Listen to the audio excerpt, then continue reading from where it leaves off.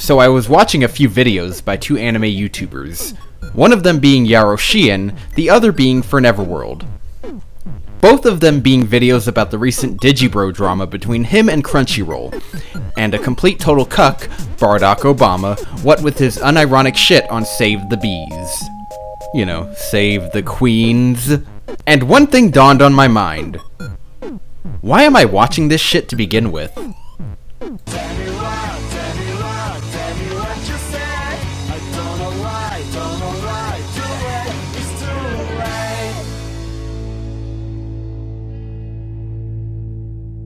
In case you didn't know, I used to do a series on this channel called Shittubes, and I just never felt like doing one after the last one, on Seth the Programmer, partially due to my lack of ideas on what to use for an episode.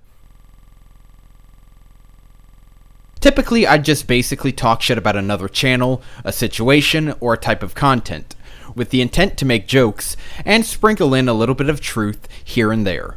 And so I decided to make this inclusion into the Shittube series, and basically talk some shit, add in a flair of facts, and have a good old time. Sort of. This one I genuinely think needs to be said about this topic in general. So welcome to Shittubes, the Anitube Drama Edition. And when it comes to drama, Anitube is no stranger. So in order to get a big picture of the pure, entire autism that goes on in the Anitube drama sphere, let's take a look back into 2016. That was my first taste of the drama that Anitube is capable of getting involved with. It was particularly interesting since it was an Anituber trying to call out a non-Anituber, and this episode, in the anime known as Anitube Drama, is what I like to call doubling down on filth. We're all familiar with Filthy Frank, at least I assume we are. He's a character known for being rude, disgusting, crazy, and downright hilarious.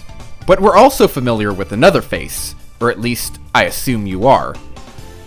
Double4 Anime, who in a recent video did kind of prove himself to be growing up just a little bit, but he still makes cringy Naruto and Boruto videos.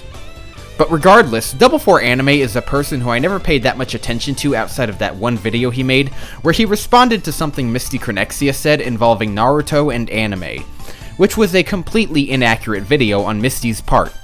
But Double4 Anime made his voice heard.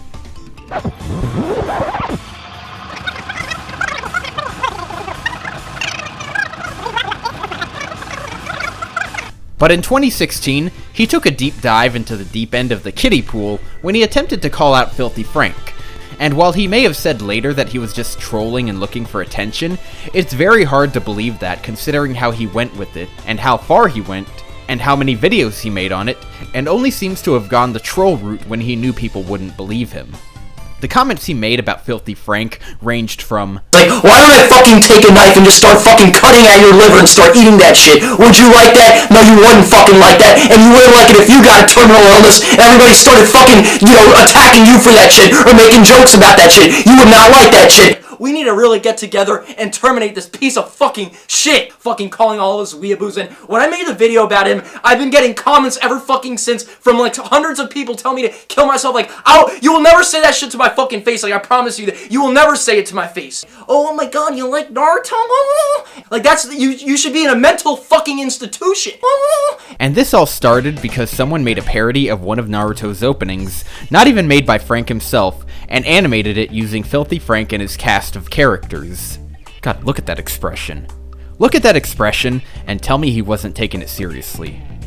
He was pissed. Pissed enough to make people want to jump into a volcano after seeing an autistic idiot without a shirt on. And this was my first taste, and possibly others' first taste, of just how autistic the drama can be between an anime YouTuber and anyone else. I mean, hell, Double even attempted double suicide by going after Pyrocynical and created one of the most memeable things from Anitube to date.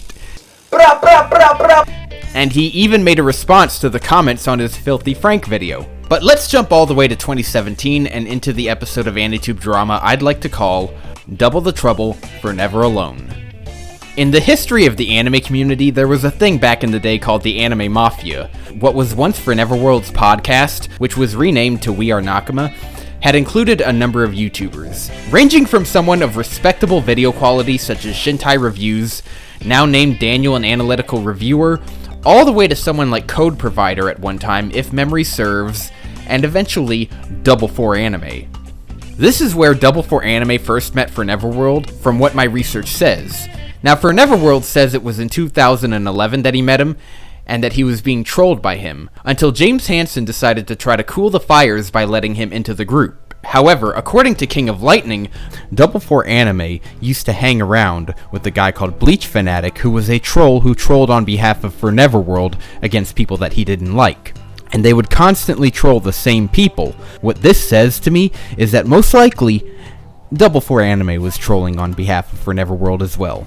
I mean, they both happened to troll Uncle Min, and Bleach Fanatic was told to troll Uncle Min, obviously. So...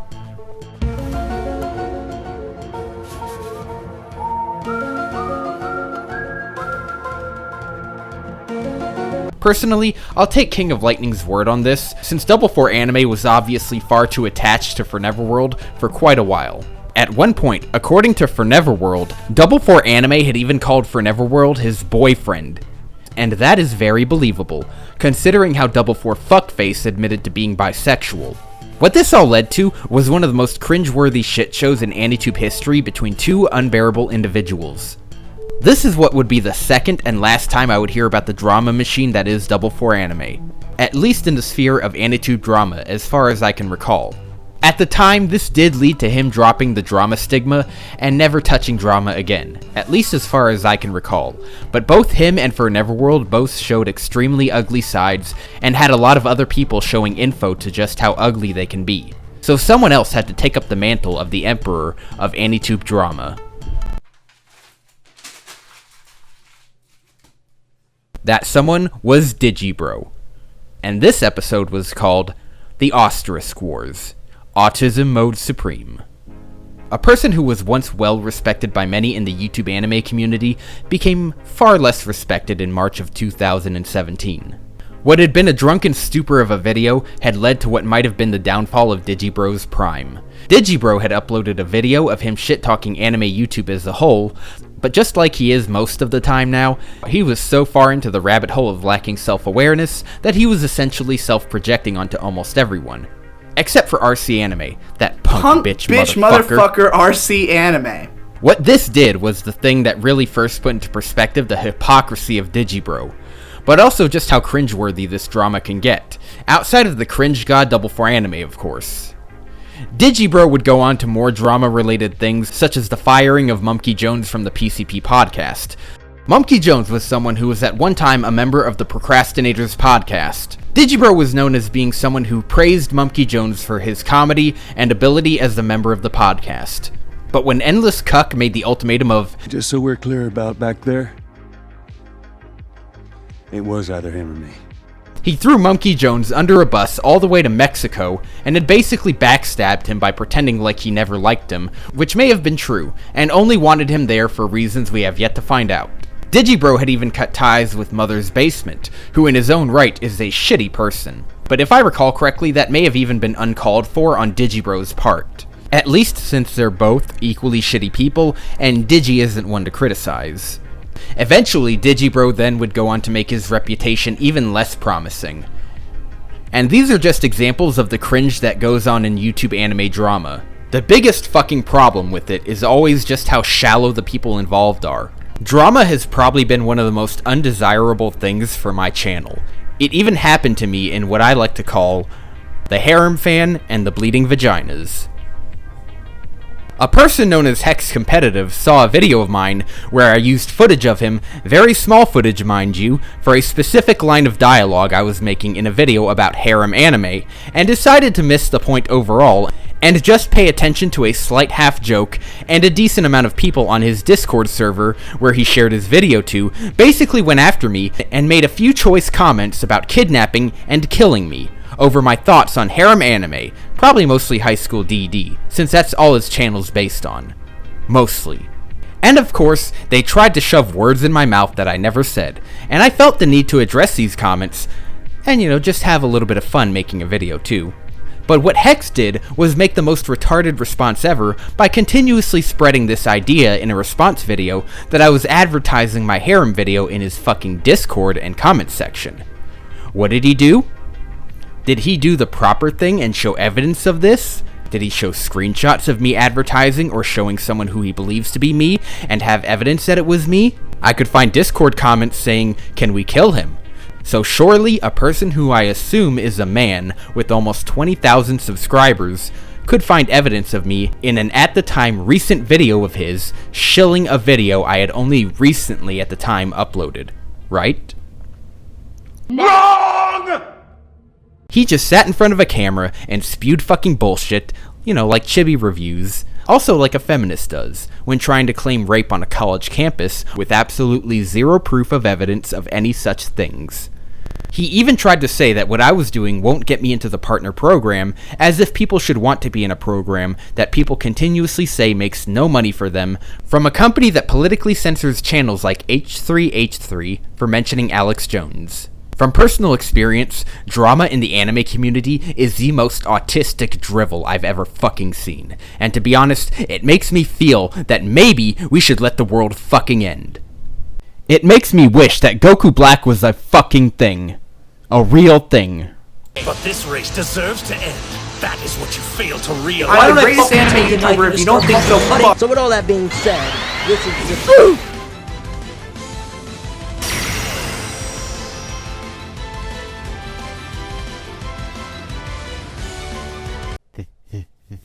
Thank you, God. These kinds of people who rush to make emotional responses to shit that they've got no business getting offended over and expecting me to adhere to them make me think the world is worthy of a straight road trip down to the shitter and into hell. And this is stuff that I only really personally experienced once with Hex Competitive. But it wouldn't be the end of my trip through Anitube drama in general. On August 22nd, 2018, Digibro would unironically make the first video he's made that was good in almost an entire year. With the advent of Crunchyroll's High Guardian Spice trailer and the trash that came out of the trailer, we saw him actually give legit criticisms towards Crunchyroll, while including a bit of criticism towards High Guardian Spice. But also about Crunchyroll's garbage site, for stuff like not having HTML5 as a default, and spending Crunchyroll subscriber money on their fucking original projects. However, this didn't sit well with a select few people. Some of these people are Yaro Shian, Forneworld, and the local Twitch retard Bardock Obama. Now onto the first video. The point to prove is about how stupid drama can get, in that most drama responses don't do any research or thinking before they get onto the bandwagon, as well as the fact that drama brings out the biggest problems in people to light. Yaro Shian's video was supposedly a response to Digibro's video, but he clearly didn't actually pay much attention to Digi's video. While he did have a point on Digibro having a problem with Crunchyroll doing a podcast about anime, he had not a single argument that would work against Digibro's opinion on High Guardian Spice. Perhaps one of the most unresearched claims he made was his point on High Guardian Spice and how they're supposedly trying something new. No, Yaro, they're not. It just sounds like Little Witch Academia. High Guardian Spice is about 4 girls who... If you did your research and actually tried to get to know the people behind the project, the people you're defending, you'd know why people think it's going to be nothing more than a political mouthpiece for feminist agenda, using Crunchyroll subscriber money for a service that was never advertised to be used for Crunchyroll originals, and only for Japanese anime, which the website pirated in its heyday as its ultimate use, back when it was still a pirate site. And if you had bothered to do research on the actual political opinions of someone, you'd know you were walking into a landmine, and you would know what to expect out of a story's overall quality, because SJWs of this caliber are never known for being good writers. But no, you just decided to hop onto the wagon and claim that Digibro is just pissed because he wasn't invited to Crunchyroll Expo, and you used that to completely ignore the valid arguments he made. While he is known for being a complete total fucking hack, keep that in mind, Yaro. You getting involved in this drama with so little understanding of the situation shows how low your standards can get when you get involved with something. Now keep in mind though, I don't really mind Yaro's content though. Out of the 3 people I'm talking about, I would pick him over the other 2. At least in terms of what content I would watch out of the 3. In the case of Forneworld, he tried to claim that Crunchyroll doesn't want to associate with Digibro because of his interest in, as some would call it, sexy lollies. You know, Fornever, did you get the memo on Children's Day?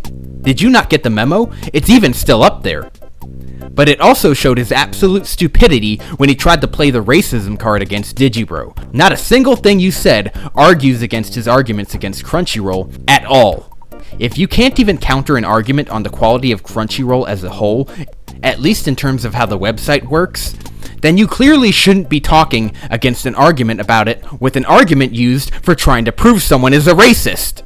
Just because someone's racist doesn't mean they don't know how to criticize the user interface of a website. Now, Forneworld has never been someone that I have any respect for from a moral standpoint, since he has apparently hired people to troll for him against others that he dislikes. But you've reached a new low. Just because you like Crunchyroll and want to become sponsored by them doesn't mean that they didn't make a few boo-boos here and there. Who pooped in the kitchen? Sunny? You pooped in the kitchen? Wasn't me. In fact, they don't consider it a boo-boo, because all they want is fucking money. So yeah, they'll appeal to lolicons. The only thing they won't appeal to is real child porn, because real child porn is against almost every law that I've ever heard of. They won't touch real child porn, but lolicons? Oh yeah, they'll touch it. And on Barack Obama's case, he typically made the same pedophilia argument while shilling for Crunchyroll, as if he's never gotten the memo of how Crunchyroll likes the little tight lollies in swimsuits. And he tried to make an argument against the illustrations of lollies being legal, and even said that the reason violence in video games is good is because it's not something you're sexually attracted to, when you're still enjoying murdering people in video games. This shows that if the law said it was okay, you'd probably be the first one out there with a knife, stabbing someone. There's not a difference. You're still someone who has a dark fucking urge that would make you scum if you committed it in real life. No fucking difference. Yet here you are making the claim that violence in video games is an outlet to keep people from doing these things. Guess what? That's the same argument for lollies keeping pedophilia urges down. If you get rid of it and Digibro rapes a real kid, well guess what? That's on you if that happens. Not on me, not on Digibro, not on anyone else but you. Well, okay, maybe on Digibro because he did it, but you know what? You empowered him. You empowered him by removing his outlet. Don't use the same argument for lollies for your outlets, if you want anyone with half a brain to take you seriously. Both are evil actions, right? Apparently not. And yes, he was invited as a guest to Crunchyroll Expo, if I recall correctly. So it's obvious he's shilling for someone he wants to possibly partner with to make money on. But this just goes to show how fucking stupid that people can get when involved emotionally with drama, or when you want to make some gains. What this means is that the worst of people comes out during the drama, or people who are more retarded than a lima bean, if a lima bean had a brain, and act like you're not trying to make a rant to save face with a company that can pay you. And Digibro is barely better in regards to money. He's only slightly less greedy than someone like Barack Obama seems to be. Possibly. Or he could be the greediest motherfucker ever. But his arguments still weren't addressed. And please, Digibro, for the love of God, it's not a fucking TV show. Drama with anime YouTube is not a TV show. Guess what? When it comes to drama on TV, it's planned in advance. Gigguk didn't plan this shit with you when he made that response to your video. Nothing was planned in advance, so it's not a fucking TV show. It's just a shit show of you being a fucking retard. So no, in that video talking about Barack Obama recently, acting like you're fucking fascinated by him when you're actually pissed off at him, no, it's drama, and drama isn't faked in this case. You all are legitimately autistic as fuck. When you're drinking something that's most likely alcoholic in nature and making a rant like this, you're probably not fascinated, you're pissed, that's why you're drinking. So you're gonna make a video like this while drinking. And you had no business claiming that you had that much of a hand in Gigguk's boost in subs. He actually started doing content more regularly, and he has plenty of potential, at least compared to you. Even if it is for meme videos, but still, potential.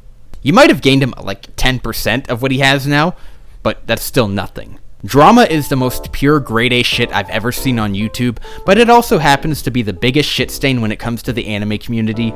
Anime YouTube drama is not a fucking TV show, and it just isn't. Okay? You can't fake this level of stupidity. And this is all just the latest series of episodes in the trashy anime known as anime YouTube drama. When does it become enough and you end up looking in a mirror and seeing how fucking hideous you end up? When you spend so much fucking time dedicated to having basically a dick measuring contest. A contest that will always end up having you end up on the short end, no matter where you stand in life. This is why anime YouTube drama is trash, and why it always will be shit. Some channels even get to a point that they can't even make a video that isn't drama on their channel. There's even an Anituber scale that someone I know made, and I fear for the fucking day that I'm considered one of them, because it means I'll have people associating me with these channels that endlessly thrive on the most cancerous things that I've ever seen to date in the anime community. Well, you know what, maybe I already am, since I'm on a podcast that pretty much loves to argue some of the most retarded arguments ever, but at least there, people are having fun. Unless you're Rika Fag. It's one thing if you're just having a shit show argument, but when it's done like this, then I just want to get a rope or something similar, and you know what comes next after that. I'm Kaiser Trigger, so please, Anitube, shut your fucking mouth. And leave it up to the fucking pros.